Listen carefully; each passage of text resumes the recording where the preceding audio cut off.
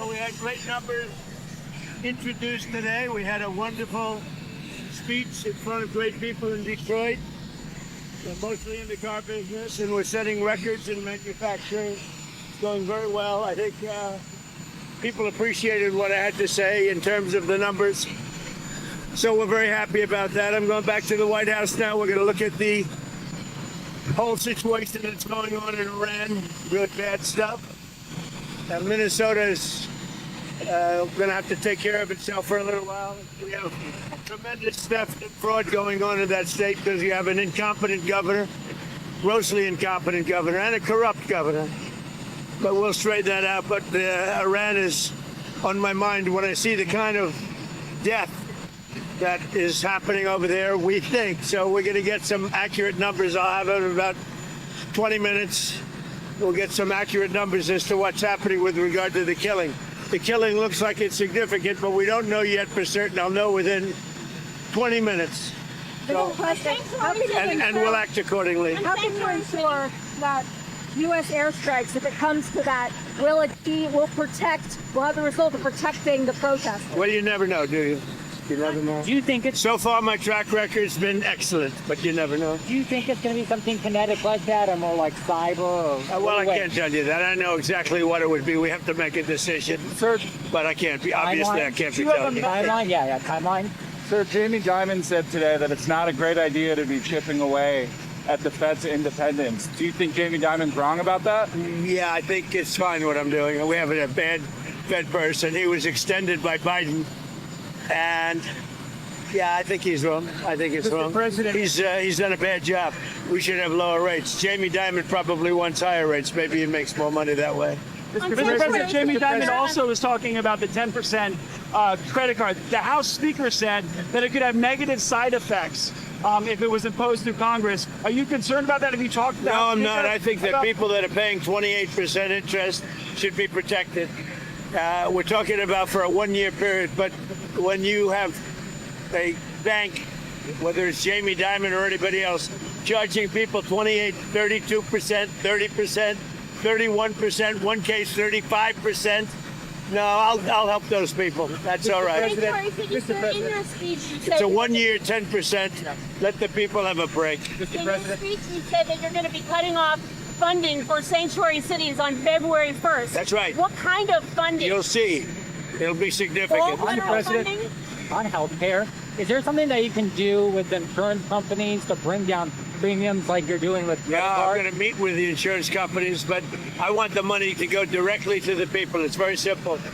Into a healthcare savings account, but directly to the people so the people can buy their own health care. On Thursday will be the 6-year anniversary of you signing the Phase 1 trade deal with China, the signature on it.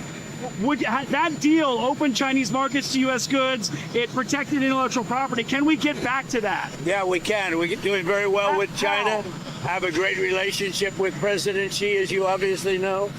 We're doing really well. We're making a lot of money with China. But can you open their markets to U.S. goods? Yeah, I think so. Yeah, I think it's going to happen. Mr. President, Iran says that it will retaliate in the instance of U.S. strikes against U.S. assets in the Middle East. What do you say to U.S. service members about why it's worth the risk to intervene in Iran? Yeah, Iran said that the last time I blew them up with the nuclear capability, which they don't have any longer. So Iran said that the last time.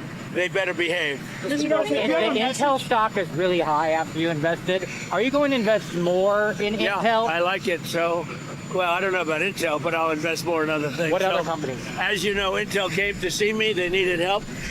And I said, I'll help you, but I want 10% of your company to go to the United States of America.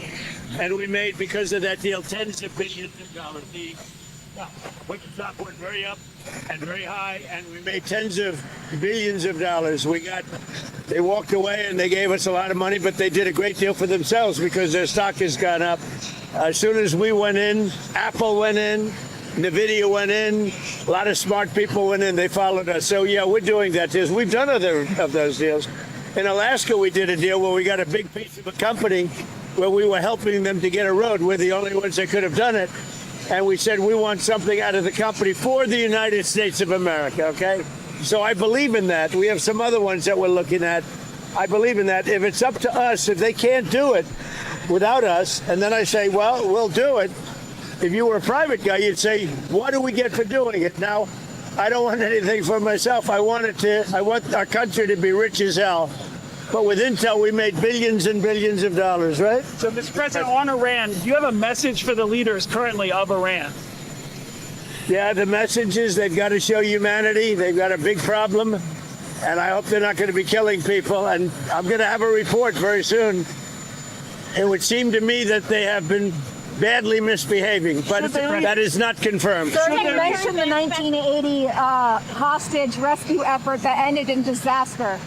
Well, it was a disaster for Jimmy Carter. They had all sorts of problems, and the helicopters were crashing and everything. You know what it was? The exact opposite of Venezuela. Do you agree with that? Do you agree? As a reporter, who are you with? Who are you with? I'm with the Financial Times, sir. Oh, good. Well, it's a nice paper. So are you committing not to sending U.S. troops into Iran? Why would I tell you that?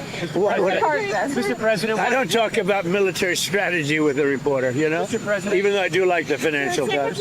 Are you consulting with our allies regarding Iran? What are they telling you, and why do you think the Iranian? Well, I'm not going to tell you what they're telling me. Why do you think the Iranian leadership continues to defy you, Mr. President?